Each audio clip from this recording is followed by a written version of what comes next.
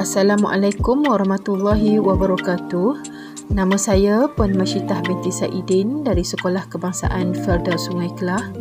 Pada hari ini saya akan membentangkan tentang kajian tindakan yang telah saya lakukan yang bertajuk Meningkatkan Kemahiran Menulis Suku Kata KV dalam kalangan murid asli pemulihan khas menggunakan teknik doa tapak tangan ajaib. Kajian ini tercetus apabila didapati terdapat murid-murid saya yang tidak dapat menulis suku kata KV. Keadaan ini begitu menghairankan. Hal ini kerana murid-murid ini dapat membaca suku kata KV dengan baik, tetapi apabila disuruh untuk menulis, mereka tidak dapat menulis. Apabila disuruh menulis suku kata tersebut, mereka keliru dan hanya menulis huruf vokal sahaja. Masalah ini berlaku disebabkan oleh tiada alat bantu mengajar yang bersesuaian dan murid tidak dapat memahami apa yang perlu ditulis. Kesukaran yang dihadapi menyebabkan murid menjadi cepat bosan dan kurang minat untuk belajar. Oleh itu, sebagai guru, saya perlu memikirkan cara yang sesuai untuk membantu murid meningkatkan penguasaan kemahiran menulis suku kata KV. Bagi mengatasi masalah tersebut, saya telah membina satu alat iaitu tapak tangan ajaib untuk digunakan oleh murid-murid bagi memberi gambaran kepada mereka apa yang perlu ditulis. Kajian ini melibatkan seramai 5 orang murid yang terdiri daripada 2 orang murid tahun 2 dan 3 orang murid tahun 3 yang kesemuanya adalah dari kaum orang asli. Seorang lagi murid yang turut berada di kemahiran yang sama tidak dipilih kerana masalah ketidakhadiran. Objektif kajian ini ialah objektif am, memastikan murid dapat menguasai kemahiran asas membaca, menulis dan mengira 3M, dan murid dapat kembali ke kelas aliran perdana. Manakala objektif khusus pula ialah meningkatkan tahap kemahiran menulis murid, meningkatkan keseronokan dan minat murid terhadap pengajaran guru, dan mewujudkan interaksi mesra antara guru dengan murid, murid dengan guru dan murid dengan murid.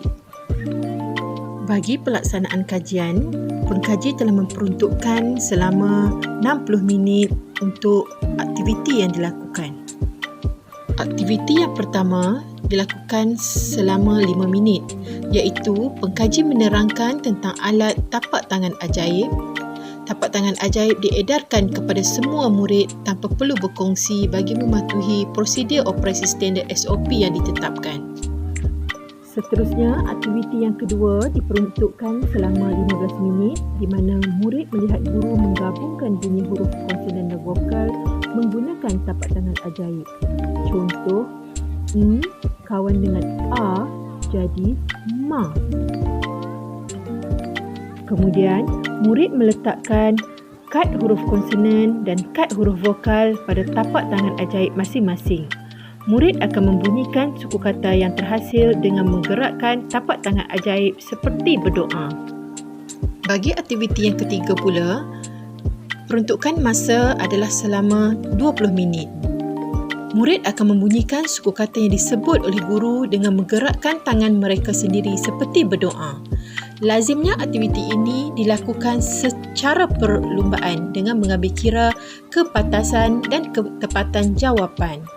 Contohnya, murid akan menyebut, doakan kepada cikgu bunyi tu.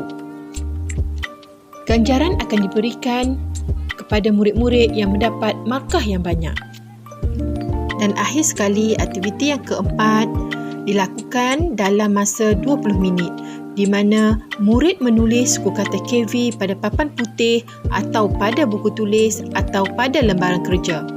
Penghargaan akan diberikan kepada murid yang dapat menulis dengan betul dan kemas. Daripada kajian yang dilakukan, terdapat 3 dapatan yang dapat saya perolehi. Yang pertama ialah kemahiran menulis di mana murid dapat menulis suku kata KV dengan baik dan betul. Yang kedua, keseronokan dan minat murid. Murid kelihatan seronok dan berminat apabila menggunakan tapak tangan ajaib dalam proses pembelajaran. Manakala guru pula lebih mudah untuk melakukan aktiviti secara hands-on bersama murid menggunakan tapak tangan ajaib. Yang ketiga ialah interaksi mesra. Tapak tangan ajaib boleh digunakan secara individu maupun berpasangan.